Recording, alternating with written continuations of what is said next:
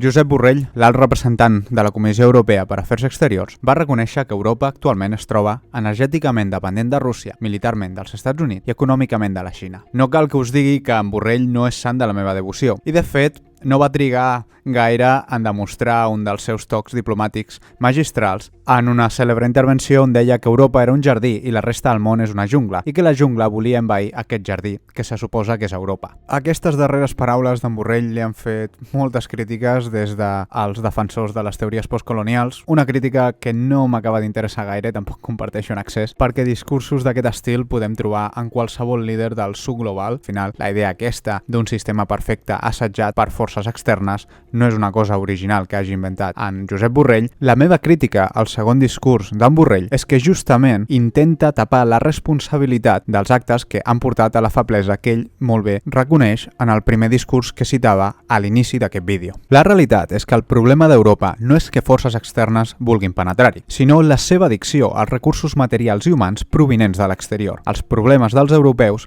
per tant, no troben la seva causa fora d'Europa, sinó en la seva pròpia feblesa interna. Els europeus, molt més que cap altre conjunt de nacions del món, més que la Xina, més que els Estats Units, s'han cregut el somni de la globalització i han fet les seves economies totalment dependents de l'exterior. Des de la crisi econòmica i les crisis polítiques que comencen a l'any 2016, ja es veia que les dependències que havia generat Europa amb l'exterior eren insostenibles en un món on la globalització, tal i com la coneixem, ja ha acabat. La guerra d'Ucraïna, alhora que ha evidenciat aquests llaços de dependència, els ha fet clarament insuportables a llarg termini, i el preu de tot plegat només l'estem començant a notar ara. Avui ens trobem una Unió Europea que ha sigut incapaç d'evolucionar en una entitat realment sobirana, capaç d'acomodar la seva diversitat interna i mantenir un sistema democràtic. En canvi, el que tenim avui és una Unió Europea que ha tingut prou força per contribuir a deteriorar la sobirania i capacitat dels estats europeus i alhora pràcticament eliminar la capacitat de control dels seus ciutadans sobre les seves elits. Europa, per tant, es troba en un intermig. No pot avançar ni en una direcció de recuperació de la sobirania dels estats ni en la creació d'una federació europea. El continent queda bloquejat i sense capacitat d'acció en un moment on els equilibris del món estan canviant. Soc Miquel Vila i en parlem avui a Com funciona el món. Abans d'entrar en matèria, vull donar les gràcies als membres de Patreon i als meus sponsors, el Centre Veterinari de Salou i Cyphertech.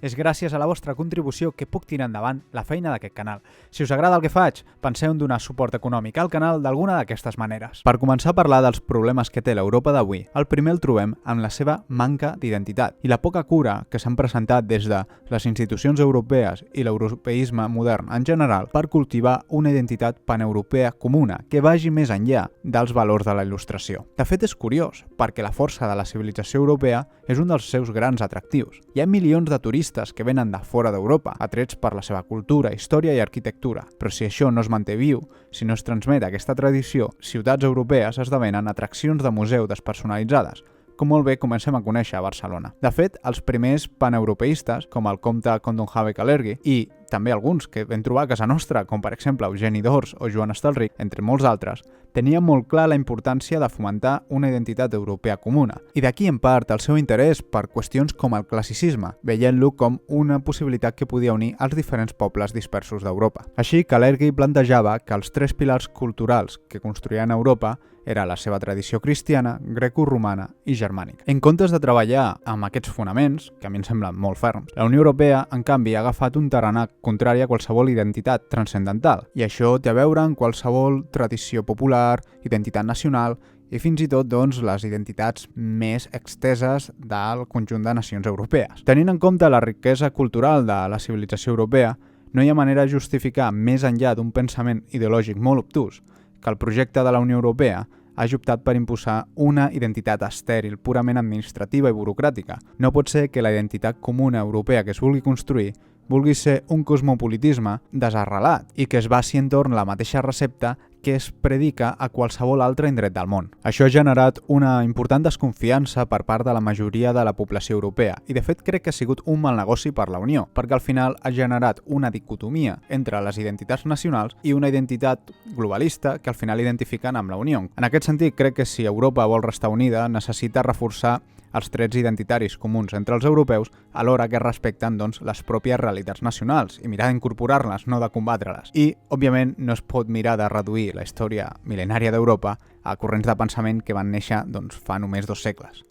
A aquesta manca d'identitat comuna li hem d'afegir el que és el problema clau i fonamental de la unitat europea des de fa més d'un segle, que és la divisió política i d'interessos. Els mitjans estan acostumats a bombardejar-nos constantment sobre com d'unida es troba Europa davant qualsevol crisi, ja sigui la Covid, ja sigui qüestions econòmiques o la guerra d'Ucraïna. Després vas gratant una mica i comença a sortir notícies de la divisió entre els socis europeus. I la realitat és que existeixen divisions d'interessos molt legítimes que no tenen el seu origen en el narcisisme de la diferència, com normalment se'ns intenta dir des d'alguns discursos europeistes. Hi ha diferències econòmiques significatives, hi ha diferències en els valors, hi ha diferències històriques i també hi ha accions de certs països europeus que intenten imposar els seus interessos per sobre dels de la resta. Per exemple, això Alemanya ho va fer durant la crisi econòmica. I és cert que la Unió Europea, en el conjunt també de la integració del bloc occidental, ha aconseguit coses que jo crec que són positives a la relació entre països europeus. El fet de que una guerra entre França i Alemanya actualment sigui una cosa força impensable em sembla,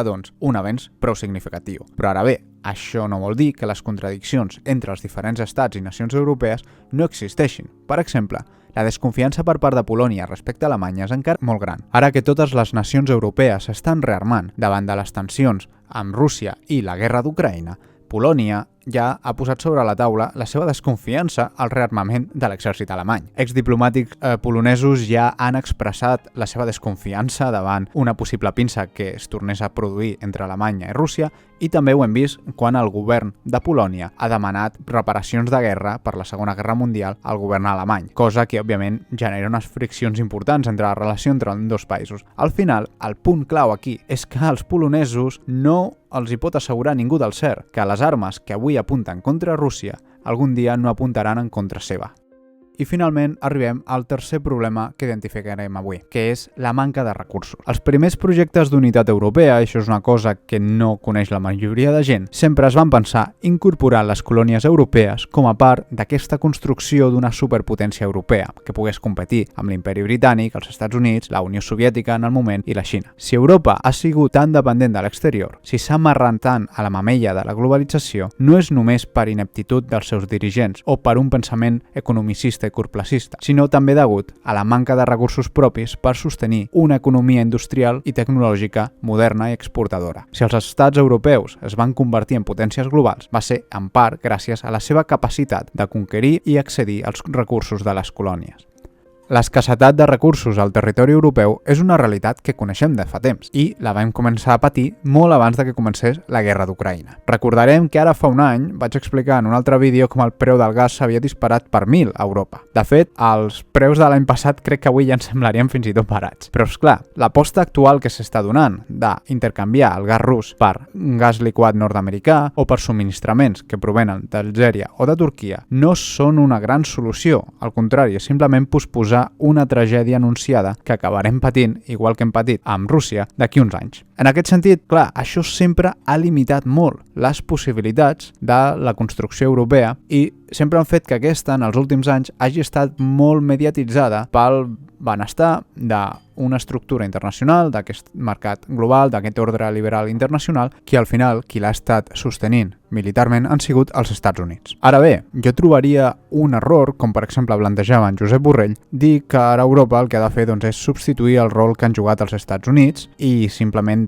mirar de sostenir aquest ordre internacional liberal que està actualment en crisi. Perquè si no pot sostenir els Estats Units, que és de llarg molt més poderós que tots els països europeus junts, no ho poden fer la Unió Europea. I per tant aquí el problema és no haver treballat durant anys en fonamentar capacitats pròpies d'Europa. I en el sentit energètic això vol dir cultivar les renovables, però també haver cuidat molt les nuclears. Al final són aquests elements materials els que posen límits a la sobirania europea. En un context on la Xina, els Estats Units o fins i tot l'Índia competeixen per recursos naturals, la incapacitat de tenir una orientació geopolítica clara fa que els estats europeus acabin quedant en mans de països com Turquia. I això, òbviament, no es pot arreglar d'un dia per l'altre simplement fonamentant capacitats internes. Però el que sí que s'ha de fer és posar l'accent en el fonament d'aquestes capacitats internes i no simplement quedar-se en les solucions a curt termini, que simplement estem veient que en el tema energètic, per exemple, no són ni tan sols solucions, perquè actualment els substitutius dels recursos naturals i del gas que prové de Rússia no estan sent capaços de satisfer la demanda. Segurament, a mitjà termini, la projecció cap al Mediterrani i els reequilibris interns que això comporta pot ser un desenvolupament important per a Europa, si vol mantenir-se dins aquesta cursa de potències. Ara bé, arribats a aquest punt, jo crec que el principal problema d'Europa i el fracàs de la idea de la construcció d'Europa com una gran potència rau en la feblesa de les seves elits. Sovint diem que la Unió Europea ha sigut una construcció elitista, i ho és en tant que és una estructura tecnocràtica. Però això no té per què ser un problema. Al final, la majoria de grans coses que hem construït a la història de la humanitat són liderades per una minoria creadora i que després, si tenen èxit, la majoria de la població acaba abraçant. Així, el fet de que la Unió Europea s'hagi mantingut al nivell de les elits i en comptes d'haver construït una identitat europea realment popular, ja ens indica el fracàs dels seus dirigents. De fet, el problema, com deia, no està en la seva natura elitista, sinó en la mala qualitat d'unes elits europees esgotades, que mai s'han acabat de recuperar de les dues guerres mundials i la pèrdua dels seus imperis colonials.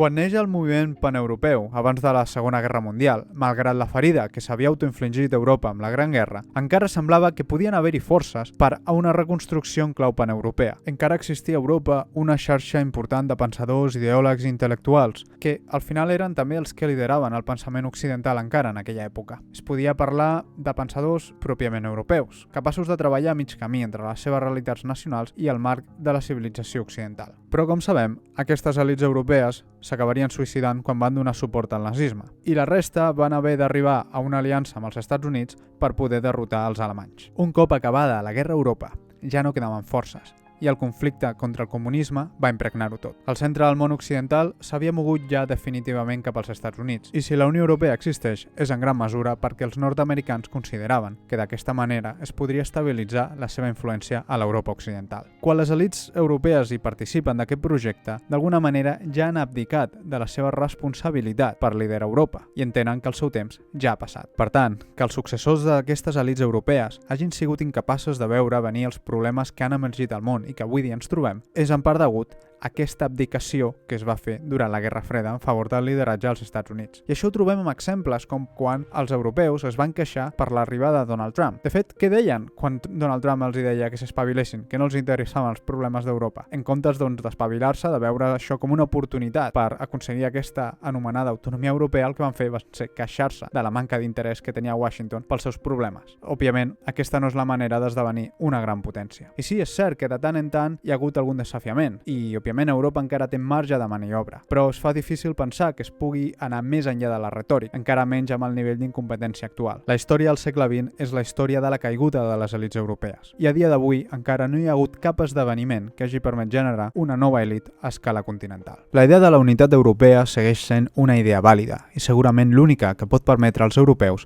prevenir un declivi generalitzat. Però si els plantejaments paneuropeus segueixen amarrats a les idees caduques del pensament liberal del segle anterior, això no farà més que enfonsar-nos. A dia d'avui tenim dues grans opcions a Europa: l'europeisme jacobí i liberal governat des de Brussel·les i el sobiranisme dels estats-nació que volen que siguin els estats grans el que governin el destí del conjunt de les nacions europees. Des de Catalunya nosaltres sempre ens ha interessat molt més una Europa federativa amb forta autonomia local i centrada geopolíticament al Mediterrani. Però això sabem que actualment no es troba sobre la taula. Personalment, fins que no vegi un canvi generalitzat i profund, jo preferiré la sobirania dels estats al jacobinisme de Brussel·les o l'actual intermig que desarma els estats sense que es generi una força sobirana nova. Des de Catalunya, en aquest context, però, és evident que cal tornar a repensar la nostra visió d'Europa, més enllà del seguidisme crític i el virtuosisme màgic de l'Europa ens mira. Com a reflexió final, està clar que per fer front a un context multipolar, la vertebració política d'Europa ha de canviar, i també el seu model econòmic intern. Caldrà veure si la via de la unitat política europea és possible o si, en canvi, el que veurem és una consolidació del procés que va començar després de la Segona Guerra Mundial, la construcció d'un bloc occidental transatlàntic, on les nacions europees ja no són al centre, sinó que el nucli de poder indiscutible es trobarà als Estats Units. Però això és matèria per un altre vídeo. Si us ha agradat aquest vídeo, compartiu-lo amb els vostres amics, feu-lo like, subscriviu-vos al canal i deixeu un comentari. M'agradaria saber què en penseu d'aquest tema. I com sempre, ens veiem a la propera a Com Funciona el Món!